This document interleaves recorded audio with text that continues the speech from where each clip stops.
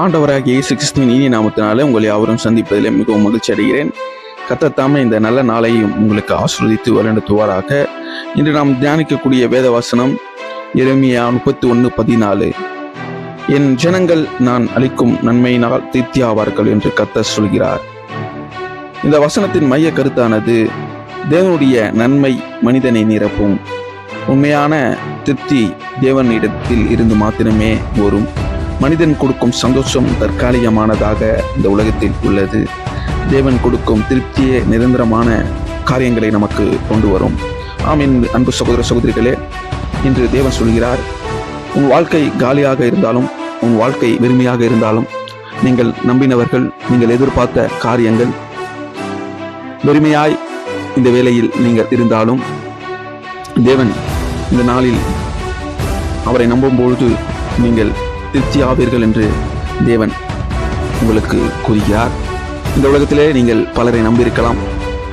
பலர் செய்யும் காரியங்களுக்கு எதிர்பார்த்து அநேக எதிர்பார்ப்புகளோடு நீங்கள் இந்த உலகத்திலே வாழ்ந்திருக்கலாம்.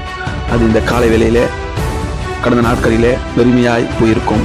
ஆனால் நீங்கள் தேவனை நம்பும்போது, என் ஜனங்கள் நான் அளிக்கும் நன்மையினால் திருப்தி ஆவார்கள் என்று வேதத்திருக்கிறோம்.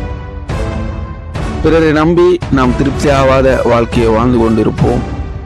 ஆனால் இன்று தேவனை நீங்கள் நம்பும்பொழுது, நீங்கள் எதிர்பார்க்கும் திருப்தியான வாழ்க்கை, சமாதானமான வாழ்க்கை, சந்தோஷமான வாழ்க்கை, ஒரு வெற்றியுள்ள வாழ்க்கையை நம் வாழ தேவன் கிருபை செய்வார். மனிதன் கை கொடுப்பான், ஆனால் ஒரு நாள் அவன் கைவிட்டு போகும் நிலைமை உருவாகும். ஆனால் கர்த்தர் சொல்கிறார், நானே வழியும் சத்தியமும் ஜீவனுமாயிருக்கிறேன் என்று. இயேசு இருக்கும் இடத்தில் வெறுமை இல்லை, திருப்தி உண்டு, சமாதானம் உண்டு, நித்திய ஜீவன் உண்டு. உலகம் அநேக நேரங்களில் நம்மை அழ வைக்கும், ஆனால் கர்த்தர் நமக்கு ஆறுதலை தருகிற தேவனாயிருக்கிறார். சிங்கக்குட்டிகள் தாழ்ச்சியடைந்து பட்டினியா இருக்கும் கர்த்தரை தேடுகிறவர்களோ ஒரு நன்மையும் குறைபடாது என்று சங்கீதம் 34:10 நம்ம பார்க்கிறோம். ஆம், என் நம்ம சகோதர சகோதரிகளே, ஒருவேளை சிங்கக்குட்டிகளே தாழ்ச்சியடைந்து பட்டினியா இருக்கலாம். ஆனால் நீங்கள் தேவனை தேடும்போது உங்களுக்கு ஒரு நன்மையும் குறைபடாது. உங்கள் வாழ்க்கையில் செழிப்பும், உங்கள் வாழ்க்கை இன்பமும், உங்கள் வாழ்க்கையில் ஒரு ஜெயமும் இந்த வேலையிலே கர்த்தரை நீங்கள் நம்பும் பொழுது தாழ்ச்சியடையாத வண்ணமாய், குறைவில்லாத வண்ணமாய் தேவன் உங்களை உயர்த்த வல்லவராயிருக்கிறார். கர்த்தரின் மெய்ப்பராயிருக்கிறார். நான் தாழ்ச்சியடைவேன். ஆம், என் அன்பு சகோதரர்களே, நீங்கள் கர்த்தரை மெய்ப்பராய் கொண்டு இந்த உலகத்தில் வாழும்பொழுது தாட்சியடையாத, குறைவில்லாத வாழ்க்கையை நாம் வாழ்வதற்கு தேவன் அனுக்கிரகம் செய்வார். மத்தேயு 5:6 அருமையான வசனம் ஒன்று சொல்கிறது, நீதியின் மேல் பசிதாகம் உள்ளவன் பாக்கியவான், அவர்கள் திருப்தி அடைவார்கள். ஆம், என் அன்பு சகோதர சகோதரிகளே, நீதியை விரும்பி நியாயத்தை நோக்கி நாம் செல்லும் பொழுது, நீதியுள்ள வாழ்க்கையை நாம் வாழும் பொழுது தேவன் நம்மை திருப்தியான வாழ்க்கையை தேவன் நமக்கு தர வல்லவராயிருக்கிறார். நாம் நீதி உள்ள வாழ்க்கையை வாழ வேண்டும். இந்த உலகம் நீதி இல்லாதபடி நமக்கு துரோகம் செய்கிற அநேகர் உலகத்திலே வாழ்வார்கள். ஆனால் நாம் நீதி உள்ள வாழ்க்கையை வாழ வேண்டும். நம் செய்யும் வேலைகளில் நீதி உள்ள வாழ்க்கை இருக்க வேண்டும். நம் பிறரை நேசிக்க வேண்டும், பிறரிடத்தில் அன்பு செலுத்த வேண்டும். பிறர் நமக்கு துன்பம் நேரிட்டாலும், துன்பம் செய்தாலும் அவர்களுக்கு நீங்கள் நியாயமுள்ள, நீதி உள்ள காரியங்களை நீங்கள் செய்யும்பொழுது உண்மையாகவே நீங்கள் திருப்தி அடைவீர்கள்.